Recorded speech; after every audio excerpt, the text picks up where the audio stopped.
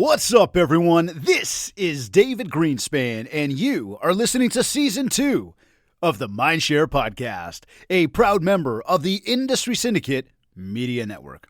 Additional podcasts are available at mindshare101.com and on all the major podcast platforms. This week's episode is sponsored by Kits Keep in Touch Systems. This is episode 99. He's an award-winning marketer, strategist, and technologist with more than 20 years of C-level expertise in marketing, strategy, and technology. He has been blessed to work for and alongside the most talented innovators, disruptors, and visionaries of Silicon Valley, affectionately known as the PayPal Mafia. He currently serves as the Chief Strategy Officer for EPM, serves on the board of directors for the Utah Association of Mortgage Professionals, and is a marketing coach for the Next Level Loan Officers Coaching Group. Along with his full-time responsibilities at EPM, he is also a podcast producer and host of the Mortgage X and Mortgage Interrupt podcast, strategic advisor to PitchHub, and marketing advisor to LenderPrice. As a highly sought-after public speaker, he has made appearances as notable as conferences such as Gary Vaynerchuk's Agent 2021, Inman Connect, Mortgage Mastermind, AIM-Fuse, NAMB National, Car Reimagine, CMLA, Commissions Inc., AFN, CMBA, MBA, and Housing Wire Engage. Above and beyond all that, he is a good dude and someone I call a good friend. This week on the MindShare podcast, I am joined by the man who originally pushed me to start this show, a longtime friend of mine, Jason Frazier. My man, welcome back to the MindShare podcast. Well, thank you, dude. That was a great intro. So I think we just ended on that note, and because it could only go downhill from there. But no, brother, thank you so much for having me. Dude, I'm just so excited for you, man. I'm so excited that you did it, because I remember having that conversation with you in the beginning. I'm like, dude, you need a podcast. Like, you need a podcast. Look, I was right. I was right. You did, and you did it, and you're crushing it, and you're doing an awesome job, man. And so I'm proud to see what you've accomplished. I'm proud to see, because when we met those many years ago at the Deliver conference, dude, there's just something. Look, you have that personality, you have that motivation, you inspired me. So that was something that I knew other people would get value out of. So I'm just glad that you did. I'm glad you went in. I'm glad you stuck with it. Glad that I'm on it again. And dude, I'm just so happy for you, man. You're doing a lot of awesome stuff. Buddy, you know what, man? It's like it makes the hair stand up. You know what I mean? Because I seriously, I remember, obviously we remember back at Deliver, and then the connection just kind of happened between us. And I mean, it's obviously been wicked ever since we've collaborated and leveraged each other in so many times. And I mean, I think this is the second or third time. This is the third time I think you've been on the show.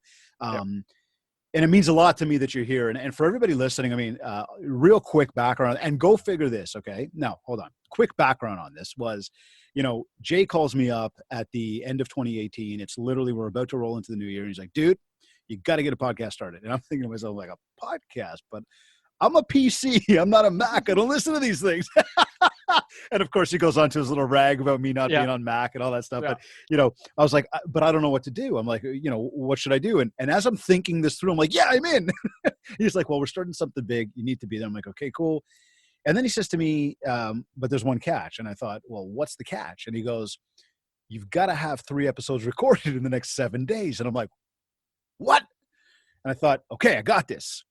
And he goes, okay, cool. Let me know when they're up. And I'm like, yeah, no problem. We hung up, and I thought, what the hell do I do? How do I do this thing? And the beauty of, being online and everything else is you've got a lot of people you can leverage, a lot of people you can learn from. And of course, I learned a lot from you as well, Jay. And I mean, go figure, like, approaching episode number 100 next week. Like, wow. And not to mention that I am presenting at NAR once again this year. I'm very, very grateful to be there again. Nice. And go figure, what topic am I presenting on? Podcasting 101. Nice. Right. So it was one of those where it's very cool to go, from 2018, we kind of put our heads to the ground. We made this thing happen. And I mean, we're here today, man. And I credit you for that. I appreciate the push. I really do. And it's been a fun ride so far. And I'm really excited for sort of the next 100 episodes. But here's the thing now. At the time, We had brought this up because we were talking about the influx of voice marketing into the industry and the Yep. importance of it, right? And how, we've been touting video, but the beauty behind voice was that you can consume it anywhere. Yep. And we saw a lot of people getting into the, Alexas and Google Homes and all that stuff. And I mean, I never got into it. I could not put one of these things in my house, more from a privacy thing, whatever. I know Yeah. you put one in, so I'm curious. Like, have you still got one? Are you still using that stuff? I use it all the time, right? Now, as far as doing the voice piece of it in regards to the flash briefing and stuff, I stopped doing that just because I couldn't commit to it. I didn't have the time to do it, and even though I was getting a good reaction from it and what I was doing, I was in a lot of flux, right? So I didn't want to do something half-assed, so I just stopped. But even with that being said, still use it. Voice is still a big thing for me. That hasn't gone down at all. Listening to, in fact, I consume more than I did back then. So I'm still, very bullish on voice, and the stats show that isn't going anywhere. But yeah, no, I still have it. I still use it. I still listen to podcasts on it. I still listen to music on it. Still use it to control my freaking house. So yeah, no, absolutely, man. So, okay. So then from that, looking at how many people are using it, are we seeing that grow? Even, I mean, again, for everybody tuned in, Jay south of the border, we're up here north of the border. So it's always a fun, no, but it's always, I mean, jokes aside, it's always a fun parallel to kind of go like, what's going on down there? What's going on up here? Are we seeing some similarities? Are we seeing differences?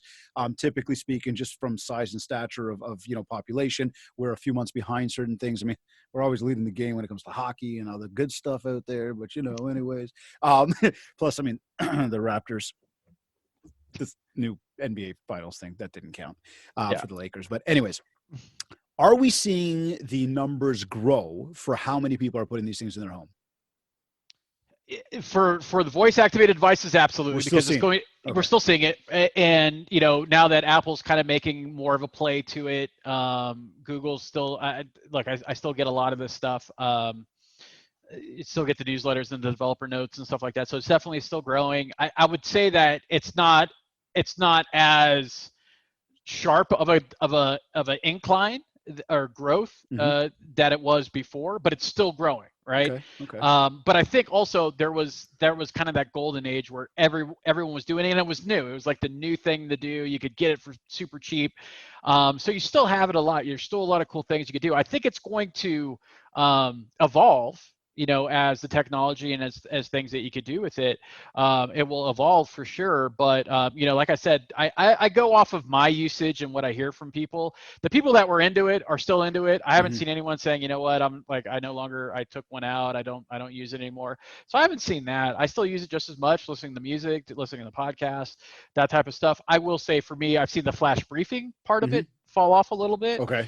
But I think it's just because it's too tethered, and what I mean by that is that podcasts I could listen anywhere, right? I could listen to anything. If I want to listen to a flash briefing, I have to have the app on my phone. I have to play. You know what I mean? It's just too complicated. Anything that takes more than just a step, or even two steps, God forbid, people just don't want to do it, right? And so with podcasts, it's super easy. I have my thing, I play it. The app is on my Apple, the Apple app for my CarPlay, right? I have that, so when I plug in my phone on my car, all my apps come up, Spotify, whatever. So it's easy for me to listen to podcasts as opposed to a flash briefing, because they're so they're so minuscule, right? So I would say that's fallen off from what I've seen. I haven't looked at any data. That's just my own personal and I've seen other people retire that as well. But from the voice podcasting side, absolutely not. That's definitely grown. And if anything, the Joe Rogan $100 million deal should tell you that the podcasting isn't going anywhere, and there's definitely value doing that. Okay, so then the natural next question comes: should agents be focused? And I mean, whether you're selling real estate, mortgages, whatever, should agents be focused on creating some sort of, or integrating some sort of voice marketing tactic into their overall, cross-channel presence?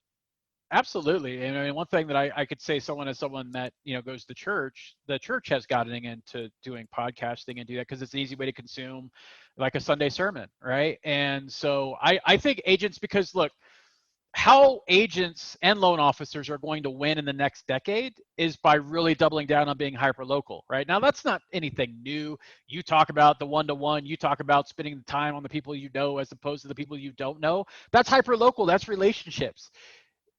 You're going to be going up against a lot of fintech the next decade. You see all these mortgage lenders doing IPOs. You're going to see that go. If you're a smaller boutique and you're hyper local and you've got to compete with for attention, doing a local podcast is where it's going to be at, in my opinion.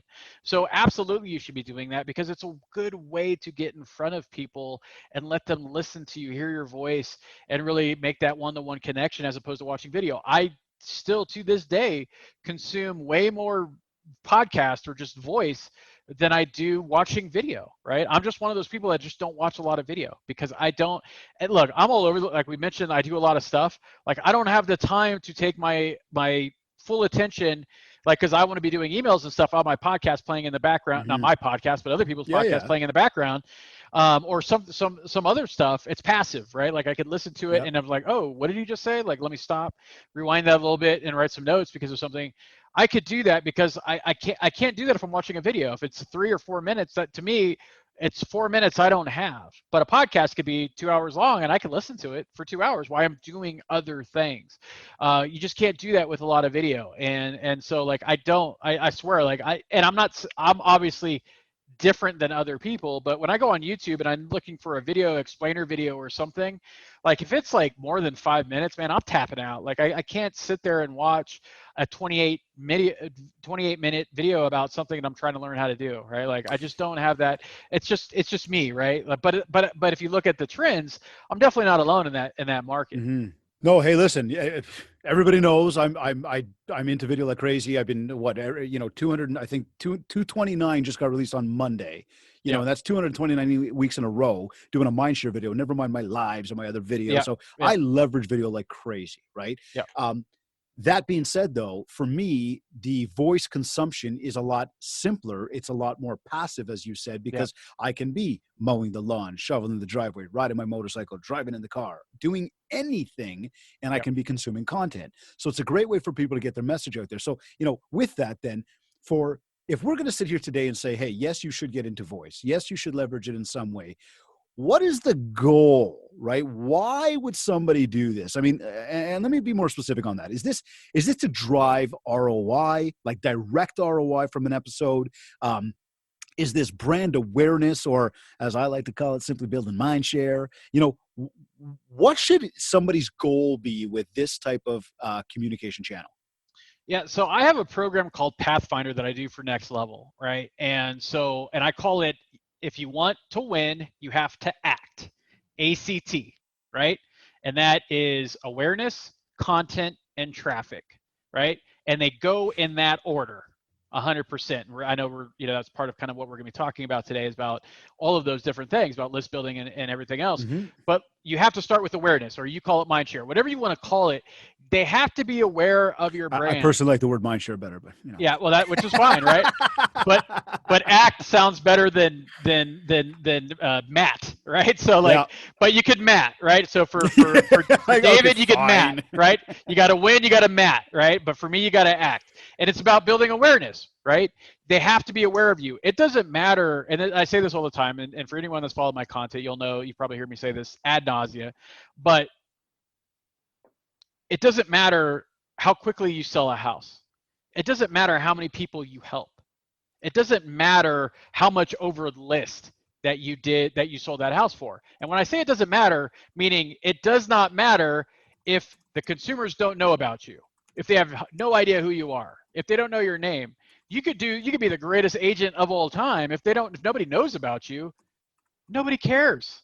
Right? Like people got to be aware of who you are in the market, right? That's that awareness, the mind share. They got to know when they think real estate, they think your name, just the way they think soda, they think Coke, right? Mm-hmm. You've heard David talk about that. So it's the same thing. Is like, yes, the podcast does it because it's got to be part of an omni-channel presence that you're putting out there on social media with video, having the podcast, being hyper-local, having them where they see you everywhere. So when your name comes up or they think about real estate, or home financing, whatever it is when that topic comes up, they think about you. That's the mind share. That's building awareness. right? Now you're competing against other people that are spending thousands, tens of thousands of dollars, hundreds of thousands of dollars on advertising, commercials, billboards and stuff every single day to do that, right? And so you can do that as well. You just need to do it in a different way. But you got to build that awareness first before you do anything else. Otherwise, you're just buying the attention as opposed to creating it from the ground up, right? You want to buy it, or you want to create that at the beginning and not buy. It's basically like buy low, sell high. Mm-hmm. You're basically buying high when you do it at the end as opposed to doing it up front. And you know, you keep mentioning this thing of omni-channel. I love it because, I mean, very similar. I talk cross-channel means the same thing. It means using more than just one channel. So for everybody here, just to define that a little more clearly, a podcast or a voice marketing would be one channel. When it comes to, you know, video, it's a channel. When it comes to email and direct mail, it's all different channels. So you know, what else do you, if we were to sit here today and say, look, voice marketing is one of these things that is a way to build mindshare, create presence, create awareness, right? Video can be that. What other things could people be tying around that? So if they wanted to, for example, because we got a good question here of, you know, what is the best program to start up a podcast? And I just mentioned that, you know, to this individual that's watching right now, you know, tune into my session at NAR because I'm going to walk you through every step of that. You know, that being said, what else should people be doing to support this tactic? So if they decide they're going to do podcasts, or maybe they're already doing video, what else can we do to support it though? And I mean, support like reaching out, more channels. Yep. So again, going along with the whole ACT method is content, right? And that content, video, like you said, but to me, blogging is and always has been a very, very great way to grab attention and to do organic lead gen, right? Based on writing content that people actually care about. The other one that I've been really focusing on is my newsletter. I think I'm on issue 26. So that's 26 weeks in a row. It's called The Letter X. And I have a crazy open rate engagement on it, over 60% open rate, 25% click-through rate on the links that I have. I don't do advertising really on it or anything like that. I don't sell like ad space, but and guess what? I do it. I write it, I format it, but I have contributors from other people that give me content that people like. I put it all in one place. I curate content. I curate news stories. I throw my own little vibe in there about a paragraph, but I do this as a Saturday morning newsletter every single week. I've been doing it for 26 weeks straight, but that also drives a ton of traffic to my podcast, to YouTube, to all my social media channels. So people, you know, will see me there, writing articles, doing that, blogging, doing that as well. So people could find me there, and then podcasting, right? But I also do video. I also, you know, I speak, you know, so I do webinars, I do a lot of other things too, but it's part of that omni-channel presence. But to me, if I could give you 3 things to do, one, have a newsletter that doesn't suck, right? On top of the so podcasting is great. Having a newsletter doesn't suck, and doing blog that's focused on information that people want. And by doing that, you focus on where they, you know, things that they like, and then where they live, right? You know, things that they love. I call it the 3 L's, whatever. But the point is that you focus on the community. You do it on the blog post. And I've created a great framework to doing that, right? And again, this isn't like when I say I created it the way that it works for me, right? But look, any marketer that's up here or guru that says, I've developed this great way. No, they didn't. They read a book. They saw someone speak at a conference or whatever, which is great. I'm not saying they're lying. But look, I'm going to be honest with you guys, and no one else will be. But look, the stuff. Well, like, you know, I will be. I'll yeah, definitely you will be. But like, I learned, you know, so I might see David do something, and I'm like, oh shit, like that's cool. Like he did that. Now, how can I just straight up just use that what David did, or is there something that I can make it work for me? It's just like any marketing book that I've read or any conference I've gone to and listened to another speaker and gleaned something from their talk, but actually gone through and do this stuff. And that's what I do. And that's like, so the framework that I've created is based off of our industry, things that I've seen work. I'm a practitioner. So anything I talk about isn't theory, isn't like maybe it works. It's stuff that I put into play that I know converts and that I know works. Now you have to change it for any given market, any given audience. True. But the thing is, the framework works. You could use it over and over again. And I actually had validation. This is something I've been doing for years, but I actually had validation because recently a huge group down here in the States that does a ton of business they had a speaker on, and I get the newsletter, so I'm like, oh, this sounds like something cool. The dude's using my framework now, but I say mine. He didn't steal it. Yeah. He just saw the same stuff I saw Yeah. and put it to work. But this is how they get 90% of their business, their listings, so like that, doing this framework. So I saw it being used in another, because I use it for mortgage. They're using it for real estate. It's the same framework. They call it something different. They tweaked and did this bolt here, nut here, stuff like that, and it works for them. But it's the same framework. And so don't get me wrong. Don't say like I say my framework. The framework that I use, they're using as well, because again, they saw the same stuff I did and put it into play. So it absolutely works. But again, that's talking about putting content out there that people talk about by using omni-channel like presence and Facebook ads and other things, podcasting and all these different things to put yourself out there. Okay, so now we had Michelle B. Belisari on the show awesome. 2 weeks ago, 3 weeks ago, and she talks about creating a hyper local brand. Yep. And part of that, she's done a great job. And she's done a phenomenal job down in Boca. With that, she talked about blogging as well. And it's funny because blogging is one of these things that, a number of years ago when it first started, it was, hey, go get a blog. And then, we started poking fun of like, well, if you're going to write a blog, but you don't read blogs, like who do you think's reading yours? Right. Yeah. And then it was this thing of, people that blog, they're like, yeah, I'm a blogger. And then you look at their blog today, October 14th, and you look back, and you're like, yeah, your last blog was from July 2019. Yeah. You're not a blogger. Then there's also that school of thought from people that say, well, why am I writing the blog? And what am I going to talk about? And again, going back to what Michelle said the other day, and Jay, what you've been saying just now is it's come up with that value, that content that's going to be hyper local, that you can talk about within your community, that's going to create that awareness for people that are around there. Yep. And there's the ideas. I mean, for everybody listening, think about it. If you may not think you're the best writer, or you may not think you have a lot to say, or you don't know what to say, but start to think about the questions that come up in your world on a regular basis that people ask you about, the challenges they face, the day-to-day struggles they go through, maybe the good things, the wins. Start to think about some of the stuff that you have been hearing from others, and how could you take that and basically, if somebody asks you a question, go ahead and answer it. And there is your blog post.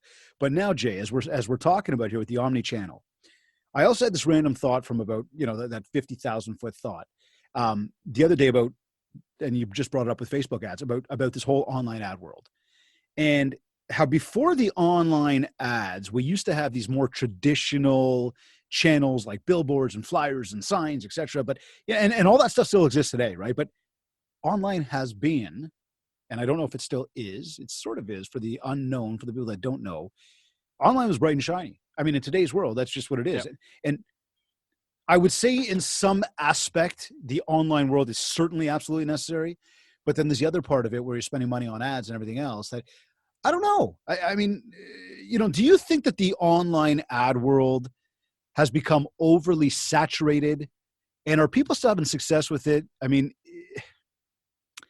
is this the top of the funnel like we want to talk about today? Do you need to have the ads out there? Do you need to be spending all the money? Is this speed to speed to lead? You got to be the first one to call them when you get the lead come in. Like, yep. Let's talk about that ad part of it, because again, we're talking from the top of the funnel, and I want to start to bring it all together and sort of tie it into how are we building a list? Yeah, so there's a lot of different things there, right? So ads used in the right way, and I know that's going to sound like, oh, well, that's freaking obvious. Yeah, but you got to understand what I'm saying is that before getting to your question, is it oversaturated? Absolutely. Yeah. Right.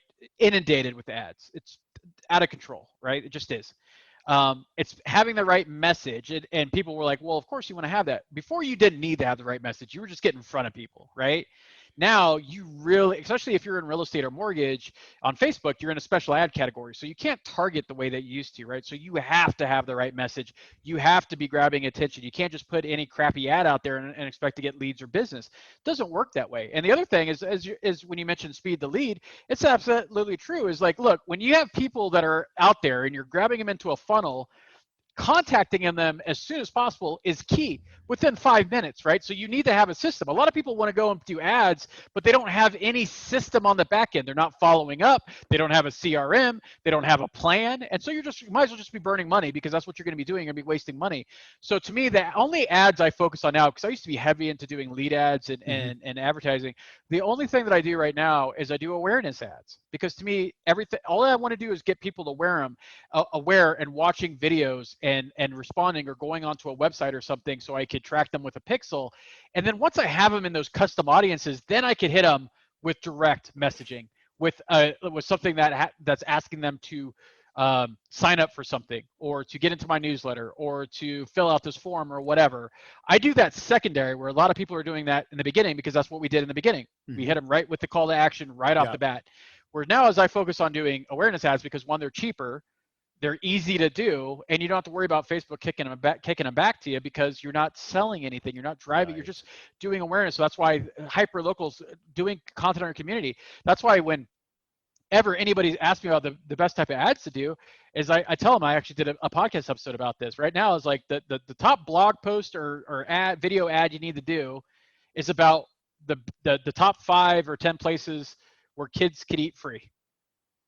That's right? What it is right now? Right now, straight up. And the reason why is, well, like stuff down, especially down here, I don't know how Canada's, reacting to the whole COVID with locking down restaurants and stuff like that. Oh, yeah. Down here, it's an issue, right? Like we have stuff that, now I'm in a red state, so we don't have as many issues as blue states. And for anyone that knows anything about politics, red is Republicans, blue is Democrats. Hey, we all caught the presidential debate the other day, and I got to tell you, it was the best episode of Saturday Night Live I've ever seen. Oh my God, it's embarrassing. It's embarrassing. Funny, man. I hope they both lose. That's the way I'm at. I hope they both lose. Right? Like 360 million people. That is the best you can find. That's the best we got. That's the best we got. Right? There's nobody better. That's who we got. Oh man.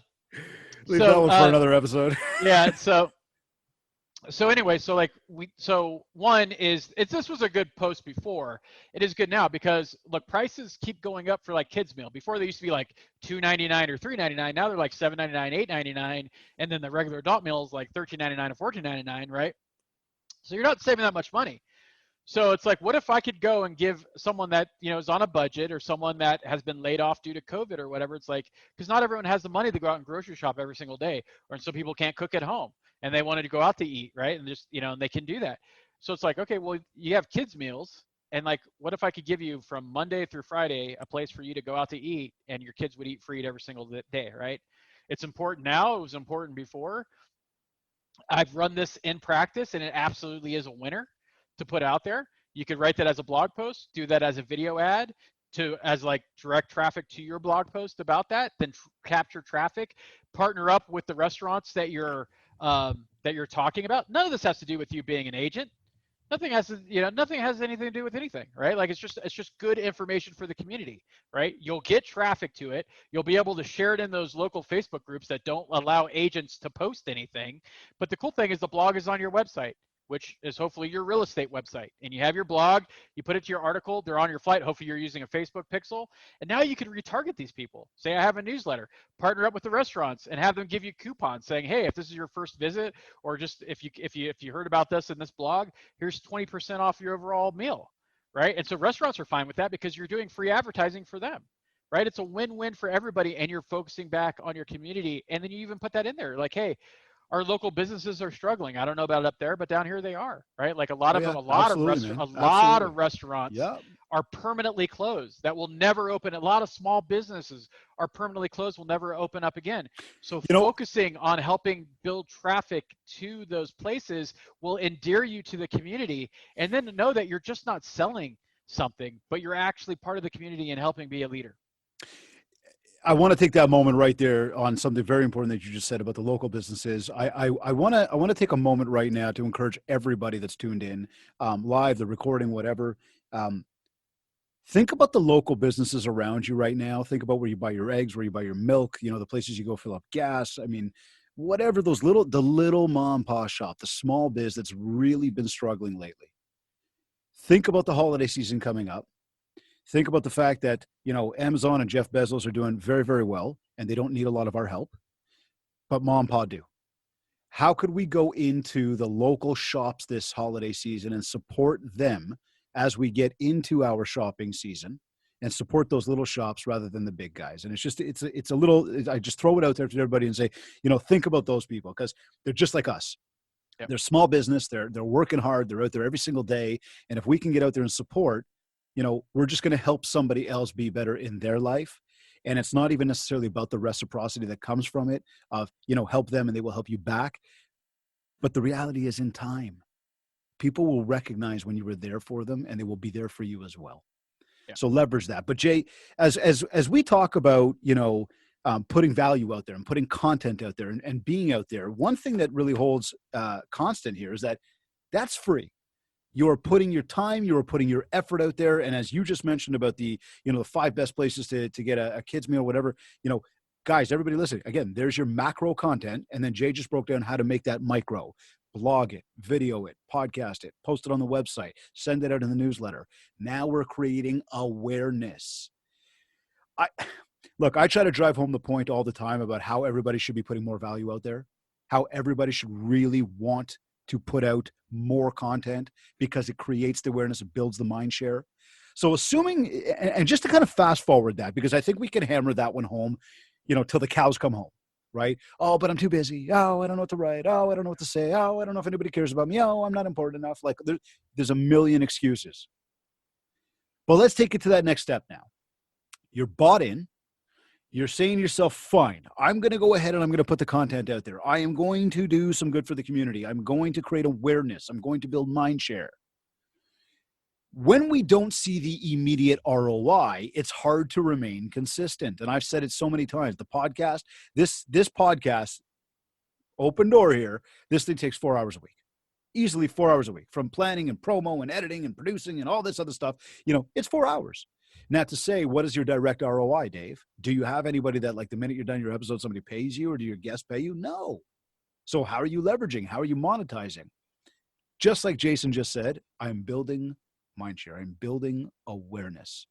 And by using an omni-channel approach, people now see me on their phone. They see me on the computer. They see me in person. They hear from me on the phone, that's the spot that takes it like next level. Because now they're listening to you on a podcast, they're seeing you on a video, and all of a sudden you've called them and you're like, Jay, it's Dave Greenspan from MindShare 101. Oh my God, you're actually calling me?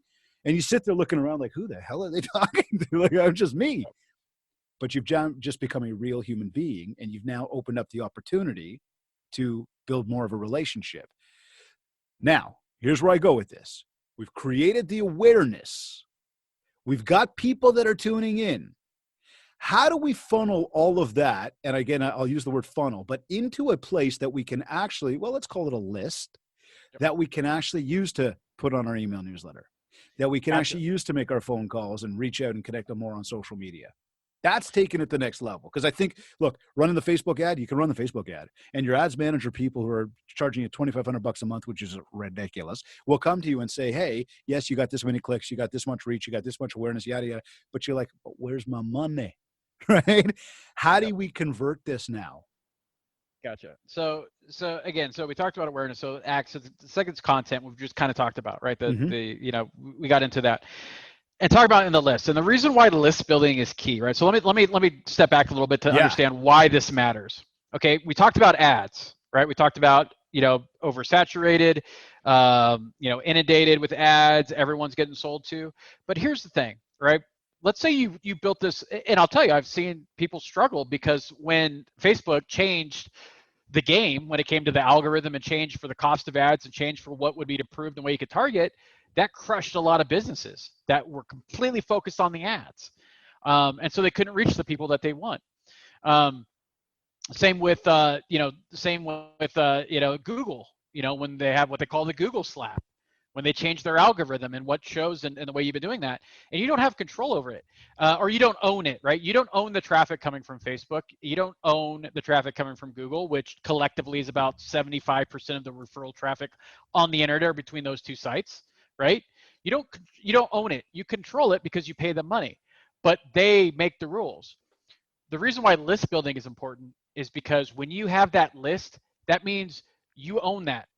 You could own that traffic by having them be in your newsletter and be in your one-to-one email communications or texting or phone calls. You own that traffic of attention once you do that.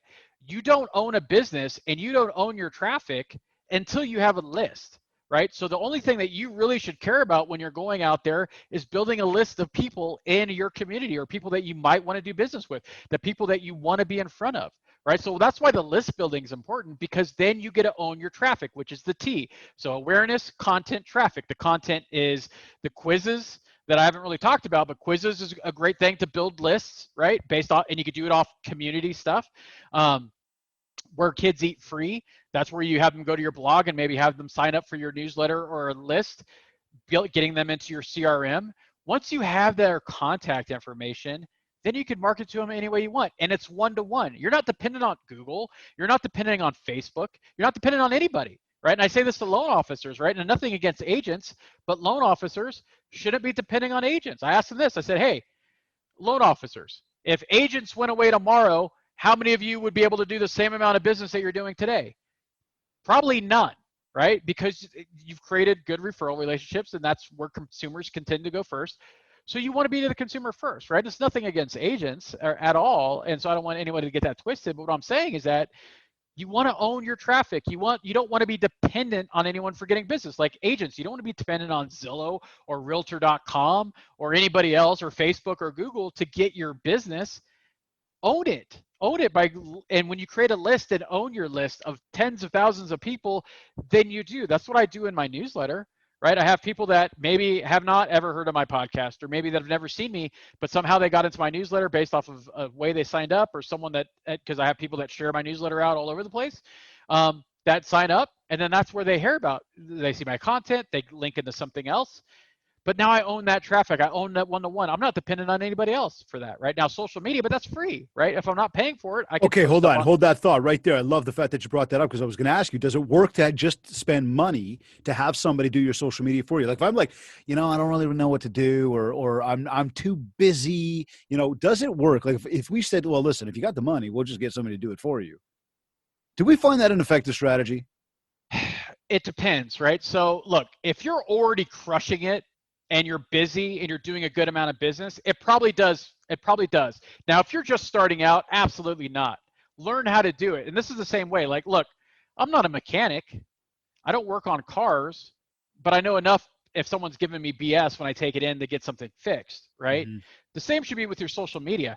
I'm going to tell you guys right now, managing social media is not that hard. It just isn't. And in the beginning, you have the time to do it.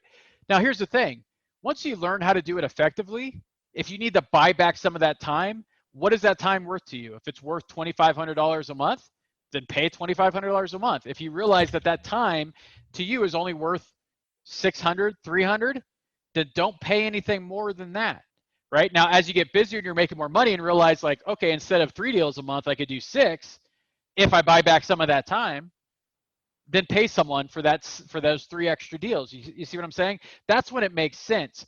Now, look, the problem in our industry is, look, loan officers and real estate agents are the low-hanging fruit of any industry when it comes to selling crap to people. It just is, right? Shiny new toy. Someone wants to buy it. Someone wants to do this, right? Anyone could do it. It just is what it is, right? So you don't have to go out and spend all this money because it's easy to do. Right. You there? Might have got a bad connection with Jay. Just going to give him a minute to tune back in there, Jay, if you can hear me or see me. We got a little bit of a frozen screen. But as Jay's tuning back in, and we're just getting his tech, whatever it be there, adjusted, one thing to keep in mind is, as I asked Jason that question around paying somebody for it, I love what he just said around the idea of make sure that those people, you're buying back your time. So you know, how much did it run you? What is that time worth to you? And is it worth it to actually hire somebody to do it? Now, to that same thing, I'm going to say, which I say very often, is that sending somebody to do your social media for you is like sending somebody to go to a party for you. Remember, it is social media. So we are there to connect with you. That's why we are there. It's not to see your open house, your listings, your, rates and all that other stuff, but it's to get to know you. And when the first thing that people do is they go online to figure out who you are, they're going to start landing on some of your content. They're going to start landing on if you have a podcast, or if you've got videos, if you've got an Instagram, if you've got a Facebook, if you've got a website. That's where they're going to go. And that's where, again, you want to be out there putting your best foot forward. And I don't believe that there's anybody else that can do that for you. Maybe people can help you do it, but they can't do it for you because they're not going to know those little, either idiosyncrasies or those things that you really love, or, the picture of the Harleys that I like to take, or my Maple Leafs, or whatever it is, right? To me, that's stuff that's going to let you into more about who I am.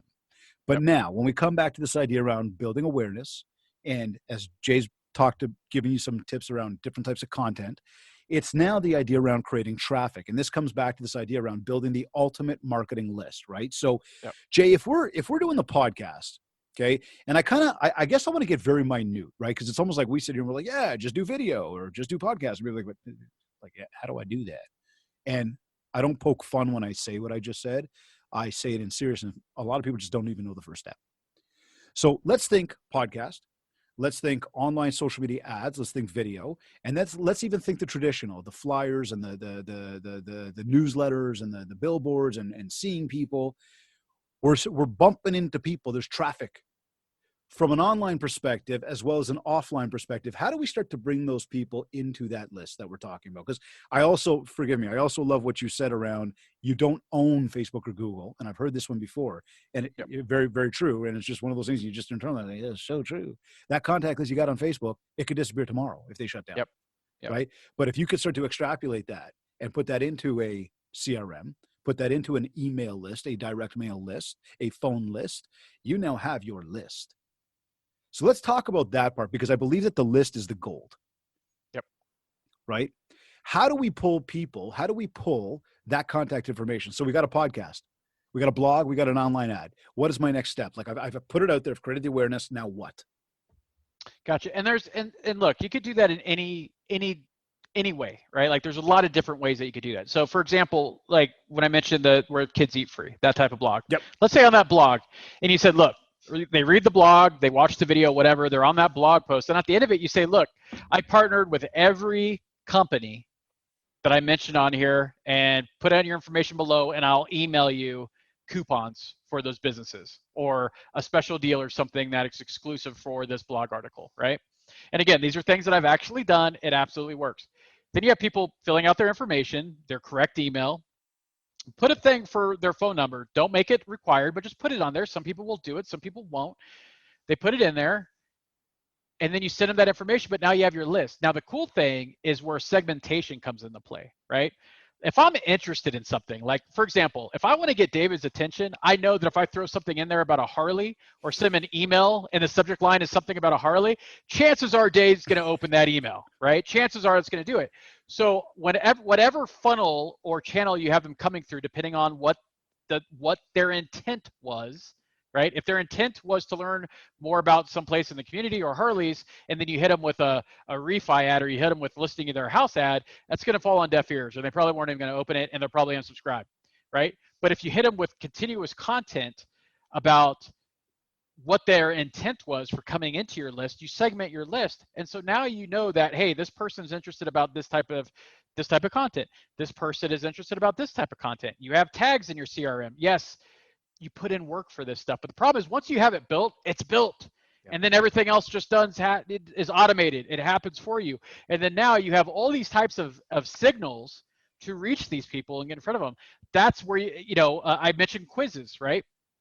Quizzes are the best way to build a list. Absolutely. Right. And I've done presentations. How does that work? Walk us through that one. What would I do with a quiz? I know what a quiz is, but like, what do I do? Perfect example. You could use, and there's online quiz makers that you could do out there, right? You could use something like Typeform. You could do some other type of bots or other, quiz builders out there.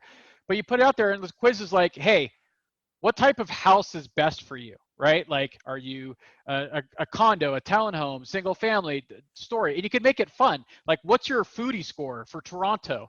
How well do you know Toronto? What's your Toronto score? right? Like, how do you know the best places to eat? Do you know the best places to take the kids? And you could do all these different things, and you make it really simple: one quiz per or one question per page. 7 to 12 questions. At the end, Hold you on, give I'm them going a to dumb this down. Forgive me. yep. So I go to one of these things. I can either use, let's say, Facebook's like quiz, whatever. But you're saying actually you could go to one of these sites. You can literally download this quiz maker, Yep. download this, and what, post that as a post to Facebook? Yeah, post it to Okay, Facebook, put it on your blog, do whatever you want to do, and cool. you do And so these it's little like a link quizzes. that people click. Yeah, and then you give them a score. It's like your Toronto foodie score is 89, right? Because you knew like you chose the best places, and you put it all in the background, or you have it randomly like give them a score. But in order to get that, they have to give them your email address, right? Now, I'll tell you right now, like ecom, some of the top ecom companies on the internet build millions, tens of millions of people in their list per year doing quizzes based off of like makeup and hair and food and other places. This really does work, right? And then and you're keeping it local, right? So that's there's someone that's local, someone that's in your market. And then you could put, another quiz based off of like, hey, what type of house is good for you, right? And make it a fun quiz, right? Should you use an agent, or should they sell their home by themselves? Do FSBO, right? Or should you use an agent? Do that quiz, even if you're an agent, right? Because guess what? Now you're getting a lot of people that are selling their house or thinking about selling their house and aren't using an agent, right? So now, like, every agent wants listings. So then that's how you get into that funnel, right?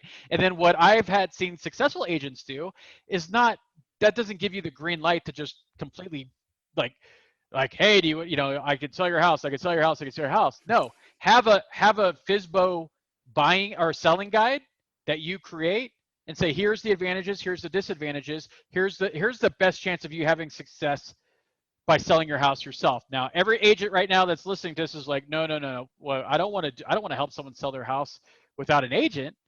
You got to understand, the agents that deploy this tactic, they have like a 75% conversion rate of turning those FSBOs to their listings, because they actually go and give them value about it. And once they realize that, geez, selling my house really isn't for me, like, I need the help of a professional agent, and you didn't sell them, you gave them value. Those are listings that you never would have had otherwise, right? Okay. So that's the thing. It's hard to get over that, and I get it, but it works. It absolutely works. It's basically 70% or 0%. You want that 70%. You guys hear me say this stuff all the time, right? Like, get out there and give value, give value. We said it a million times on the episode already today, right? But there it is. And this is the fear that most people will have, is around actually giving out that value, to go, well, if I educate them with everything, why are they going to need me? But it's the same thing. The accountant can tell you about assets and liabilities, but you're not necessarily going to understand assets and liabilities. The carpenter can tell you that you got to create a 90-degree angle on that little trim and just nail it with 2 finishing nails into the wall. But hell, go try taking the saw and cutting that thing the exact way it needs to be done. This is why people have jobs. This is why people, provide services out there. But now the more you can educate other people, the more they will look at you as somebody who knows the answer. And now, when Jay, you said this a few minutes ago about, we want the least clicks possible. We want the easiest, like, fastest way there. We don't want to jumble around. Well, it's the same thing. I go, okay, I got it. I know what Jay just told me, but I have no idea. Hey, Jay, can you do this for me? Boom. There's the deal. Right. Yeah. And that's, again, the whole idea about providing that value. So now go for it. Let me add some real quick, because I saw one of the comments. And here's the thing. Everyone needs to understand this, right? Either an agent is worth what they get paid and bring value, or they don't. It's a binary situation. It's a 1 or a 0. You can't have it both ways. And now the reason why I say that is because I truly believe that the best result for a real estate transaction comes when you have a professional agent on both sides, right? Now, that may be more expensive, but I'll tell you this, like you mentioned, like, look, can I do my taxes? Absolutely. Do I want to? Do I spend $500 to have someone do that headache for me? Absolutely, right? Do I look at that as wasting $500? No, but the problem is, the more that you battle and prove that agents aren't really as valuable, and you do that by fighting against the narrative as opposed to working with it and showing your value, what's going to happen is what's happening down here, which is an absolute assault with lawsuits against agents' commission. And that's going to happen over time. You're just going to keep seeing that and understand that with everything popping up, the way you do that is by adding value. And like I said, I know agents that make all of their listings off of this tactic because they know that the way that they frame it, like, hey, you got to do this, you got to do that. And once they're done with that 20-page FSBO guide and realize, geez, that's a lot of stuff, I don't have the time to do all that stuff. That's why they're going to the agent, right? The problem is that when the agent says and starts making a joke out of the consumer when it comes to people that really think that want to net more, because not people don't want to give up 3% or 6%, right? As a seller, they just don't want to, especially if they're not netting a lot for some reason, right? Like whatever their circumstance. You got to understand the consumer controls the market. Period. Always has, always will. Any industry, right? The more that you fight against the narrative as opposed to going with it and adding the value to show the reasons why, that's where the success is. When you fight against something, you can't. If the narrative and what people assume is the case and the perception, it does not matter at that point, right? And then all you're going to do is actually quicken the demise of what the model is. And that's what's happened the last decade. If you haven't seen that by now, then you probably never will. If you haven't paid attention in the last decade on all the things that have changed, especially on the mortgage side, I'm telling you guys, it's coming, right? And it will. You will not. 6% will eventually be 5 as a standard, then 4, then 3, then 2, especially as these other companies figure out how to do this and give the experience to consumers and do what Redfin has done. And Redfin and all these other ones have made money, right? Like they've taken a piece of that pie. The more you fight against it as opposed to going with it and figuring out ways to position yourself to win in those markets, like it's going to continue to go downhill. Okay. So we've talked about then, we kind of take this and say that you should have a CTA in everything you do, some sort of call to action. And it could be like learn where the 5 best, places to eat for kids are. It could be, learn of the tips about this. There's always a CTA. So when we come back to the channels that we're leveraging and we talk about a newsletter, in a newsletter, the idea would be put a link that causes somebody to take action. And we use ADA, attention, interest, desire, and action, right? We've created attention or awareness or mindshare, like we've called it today, right? We've used different channels to do that. And so everybody tuned in. This could be anything you are doing.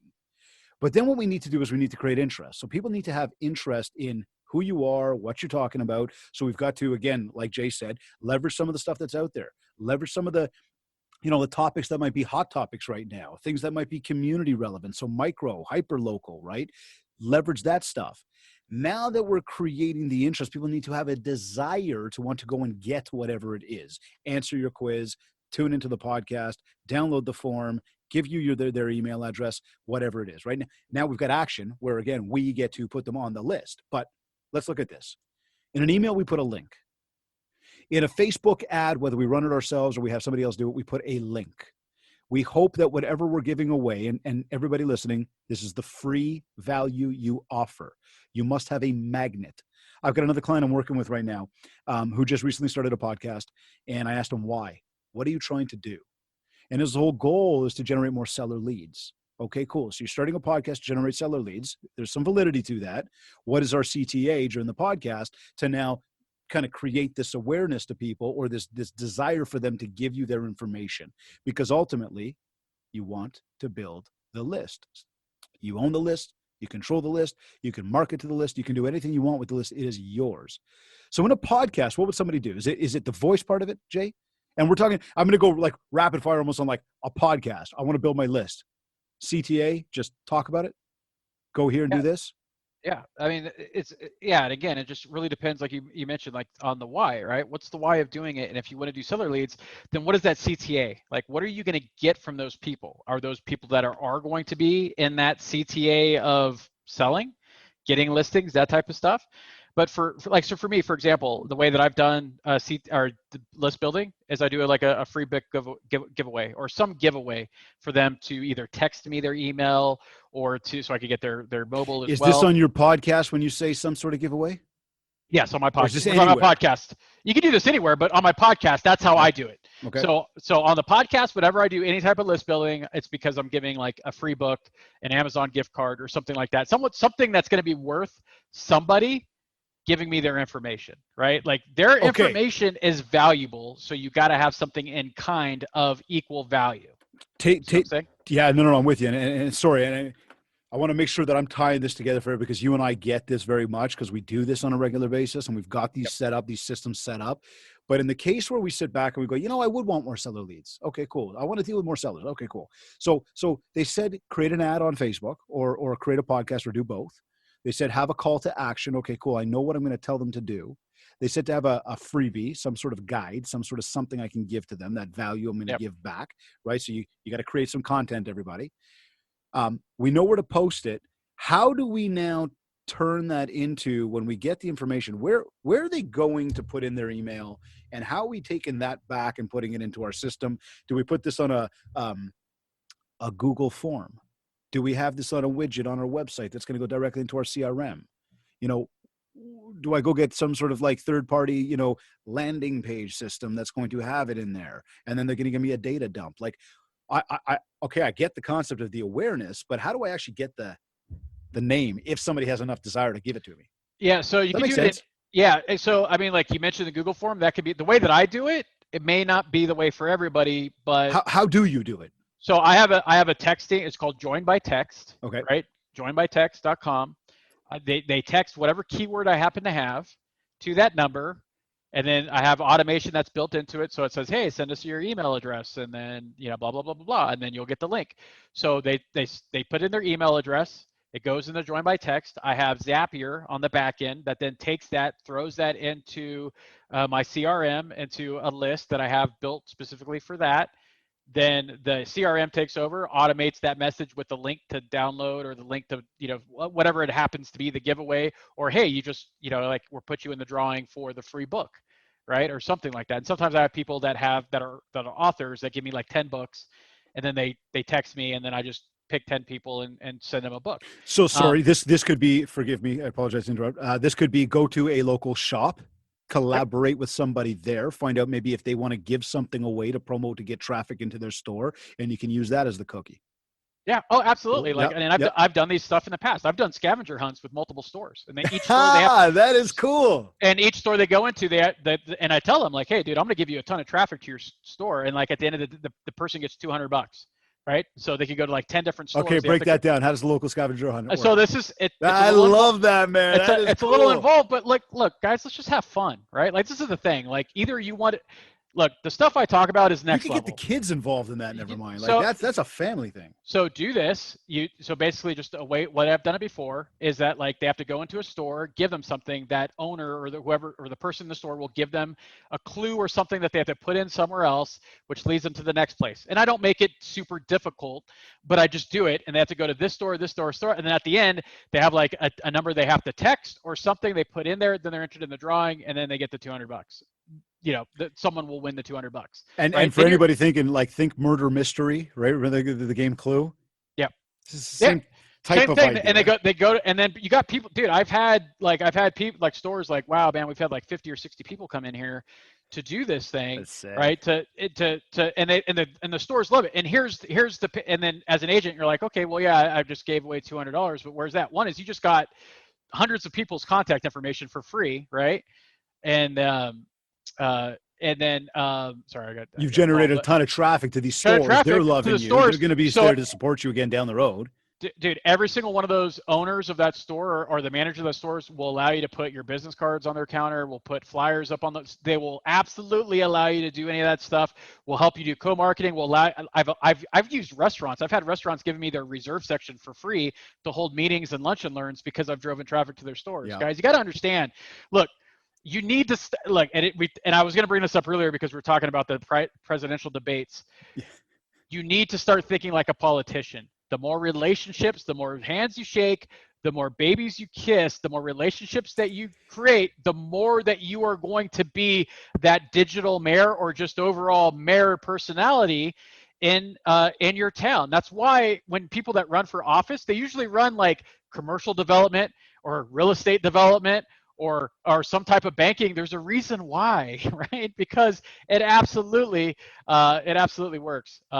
Okay, so Jay, hold on then, because now I'll tell you something. A lot of the stuff you and I have been rhyming off is confusing as anything to many people. Okay, a lot of people don't know how to maybe create that piece, that technology piece. And then you talk about Zapier and all this stuff. And like, I get it. I get it. There's going to be people here that get it. There's going to be a lot of people that are going, well, what do you say? How do you spell that? And again, to everybody doing that right now that just did that, I'm not poking fun at you. I'm saying it's total reality, right? Like it is just normal to not necessarily understand all of the different tech in the background. Plus it gets to the point where it goes, oh my God, isn't there an easier way to do this? I mean, one, as we just said, yeah, we're going to tell you exactly what to do. And then you can go and you can hire people to actually do it for you. Yep. Now let's go here for a second though. Cause as we kind of look at, approaching, we're kind of on the hour now. And I want to open up, as we get off the live broadcast, we're going to open up the VIP room for our MindShare masters and let them kind of ask you a whole bunch of questions. That being said though, when we look at all of this technology and podcast and blog and voice and video and websites and landing pages and all the tech side of the world to build a list, it comes back to the value and the time involved that you want to put into it to try to generate. Now let's go for a much simpler method on this for a quick minute. If I go, you know what, this tech is way too much. I don't think I got the time to do the blog. I am not comfortable on video. Podcasting just ain't my thing. How else can I do this? I tell everybody, you want to build a list, go meet one new person a day. Add them into your database and start to put them on a plan to stay in touch with them. Continue to build the awareness. Now that one person you met, that's going to be a much stronger lead, relationship, icebreaker because you met almost in person, had a one-to-one conversation, than what I believe any of that random cold audience stuff. We're starting to work with a cold audience that becomes very warm very quickly because we've met. It's been a one-to-one conversation, right? Now, there's a problem with getting the data into the system because a lot of people, again, complain about time and not being able to do it all. But I guess what say you around the idea between, going from the online and doing all this tech that we just talked about, which may be totally overwhelming and confusing, versus like, hey, if you just got out there and actually talked to people. Jeff was on the show. Lob, our buddy Jeff, was on the show a few weeks back as well. And he said, he would send at the coffee shop, you go coffee cards. And it was during COVID. And people would be like, he said, just a free coffee. And no ulterior motive. And then he said all of a sudden people would then all of a sudden come back to him and go, hey, they realized he wasn't trying to say, thank you so much. That's so nice. He says, yeah, listen. And he said, and then he took the offline to online by going, I can send you this thing. And that's how he got their email addresses. But he was building his list. I guess what's your take on kind of doing it in person rather than going through all the tech and all the money and all that stuff? Well, I mean, the problem is that when you're doing it on person, that's not something you could outsource, right? Nope. And by outsource, meaning like you can't use something that's like spitting this out and working at it 24/7, right? That's why automation and having these systems and technology is key because you can't be everywhere all the time, right? Because you actually, as an agent, have to be an agent. You have to show houses. You have to, you have to do your, the duties that you do as an agent, contract negotiations and everything else, right? Like, if you're a buyer's agent, then you're having people around all weekend, right? Like, so there's that should be part of it, absolutely. But it can't be everything. And now, especially in times of COVID, and look, let's just be honest, people, COVID isn't going anywhere. It's not going to magically just disappear. It's going to be an ongoing thing. And then guess what? There's going to be another thing, right? There's going to be something else. So online is just going to be just it has before. We were already trending that way. Mm-hmm. It's just going to be something that is part of it. But here's the thing that I would say. So like, absolutely try to, like you mentioned what Jeff did, do that. Like when you get a chance to do those things, do it when you have time to do it. But here's the thing I'll say about tech, right? Like and this is the way I approach it. And I hope you guys don't take this the wrong way, but I truly believe that for the people that want the success, that really want to build a legacy, that want to just, that want to be the best, is that you'll figure it out and you'll put it in, but we shouldn't be coaching down. We should be coaching up. Right. And so if we coach down and it's all done for you, we just get in that same predicament of where you're depending on somebody else. Mm-hmm. Right. Then what happens when you have a couple dry months and you still have to pay that nut. You still have to pay that money to those people. Or like You a can't, global pandemic hits. I yeah, know it's a you stretch, have right? contracts. You have things that you're guaranteed to have to pay every single month. I'd rather control it myself and not be dependent on anybody else and be able to do that. Everything that I said isn't that hard. And the reason I could say that is I have worked like as an agent, you might be sitting there like I'm technological challenge. I can't do this. I can't figure this out. I don't understand all this technology. Well, you better learn, right? Because the world is not going back, right? Like we're going forward. And I've had these conversations. I have with a 70-year-old agent, 75-year-old agent that's doing like TikTok and doing these things and are on LinkedIn that are doing funnels, and he's doing them himself. The reason why is because he wanted to learn, right? He didn't want to have to pay somebody else to do it. It doesn't matter your age. It doesn't matter your upbringing. Look, I wasn't brought in to do any of this marketing stuff or social media. That's not where I came from. Technology is not even where I was an athlete in high school. I played sports. I made fun of people like me in high school, right? Like I figured it out because I wanted to play the game. And not only when I want to play the game, but I wanted to win, right? So I took the time to figure it out. Like I wasn't like some brain trust or, genius or anything like that. I figured it out. And a lot of people don't know this, but I was in sales right out of school. Like I sold software, right? Like I've been on that world, commission based, like, so I get it.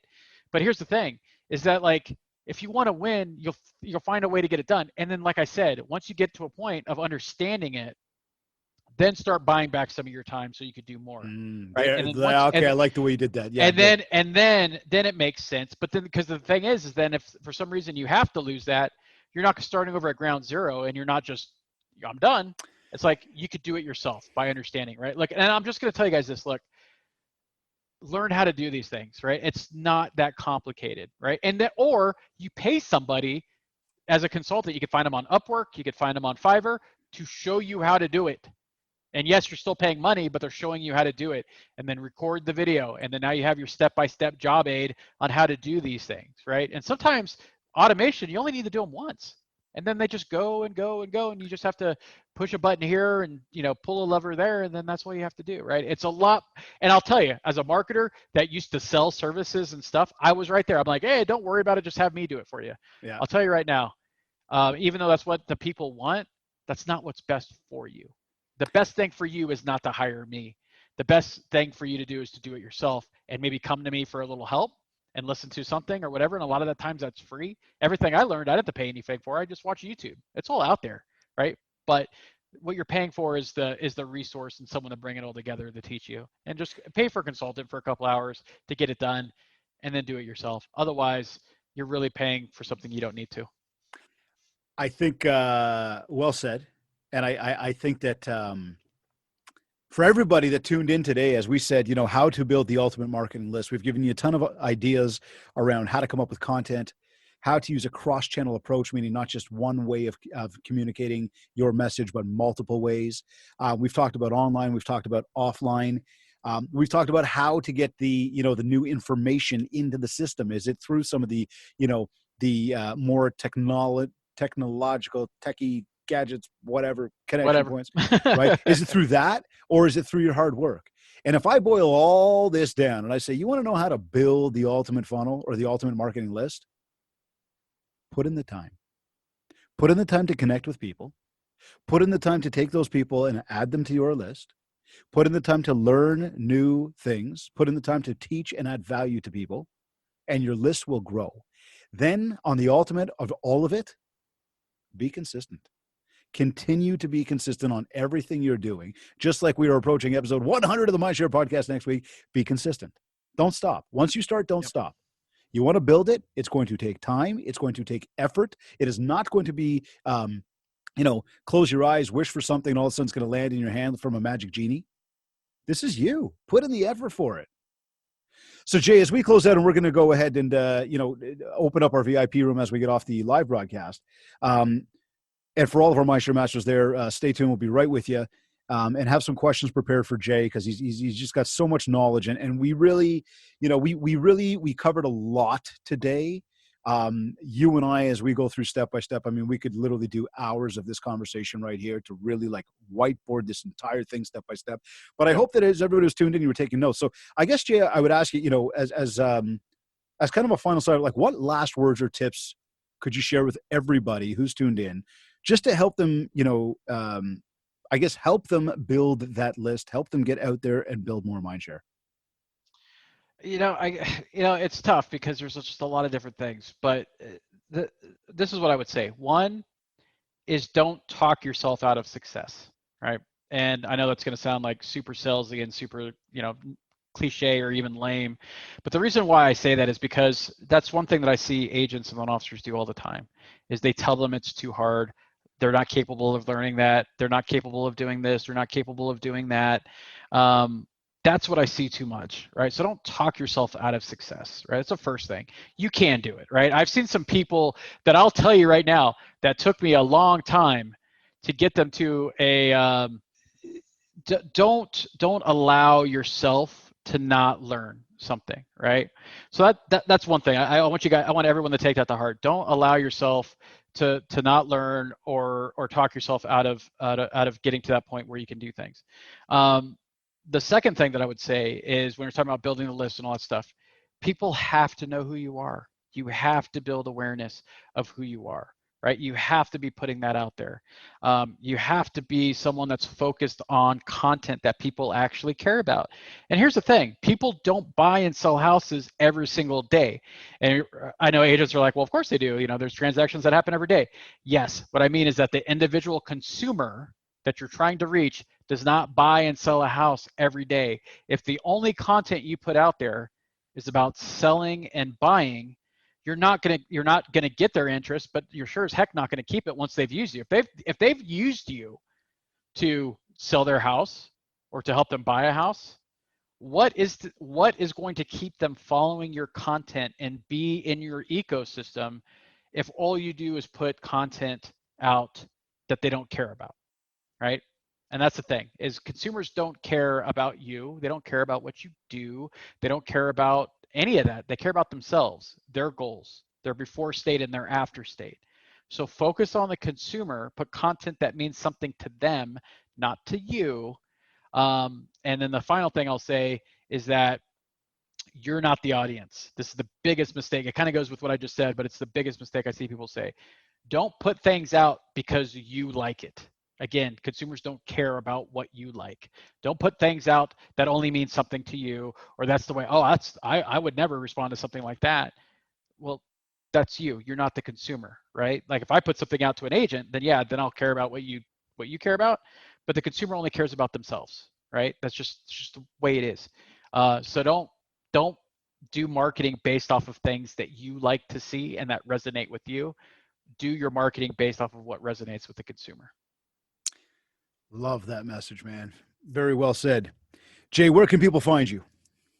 I'm all over social media. LinkedIn, Facebook are my top two channels. I'm on Instagram too. MortgageX is where you can find me anywhere, mortgagexpodcast.com. And you can link to me on my newsletter and anything else. And sign up for my newsletter and see how I do my newsletter. And then I think you'll get what I'm talking about, and then just copy it, right? Like I said, nothing's proprietary. No, I'm not doing anything earth-shattering. I just found a good way it works. Use my model, use my frameworks, and then hopefully they'll work for you. Jason, thank you, man. This is my brother. I appreciate you. I appreciate your time today. I thank you for joining us on the MindShare podcast. You are the man. Thank you, brother. Thank you so much for having me. You're either listening to this on iTunes, iHeartRadio, Google Podcast, Stitcher, or Spotify. Or maybe you downloaded our free Industry Syndicate podcast app, or maybe you went to my website, mindshare101.com. And while you're on my site, make sure to download your free copy of the 7 Ways to Communicate ebook to help you build more mindshare so that you can get more market share. And if you want to talk about personalized one-to-one coaching to help you get to your next level, just get in touch with me. We'll set up a free consultation call. We'll learn more about what you're looking to achieve and, how I will help you do just that. Wherever you like to consume your content, please rate, review, and subscribe. And if you haven't yet, connect with me on Facebook at MindShare101 and on Instagram at DavidGreenspan101. This has been another episode of the MindShare Podcast. Thank you, everyone, for tuning in.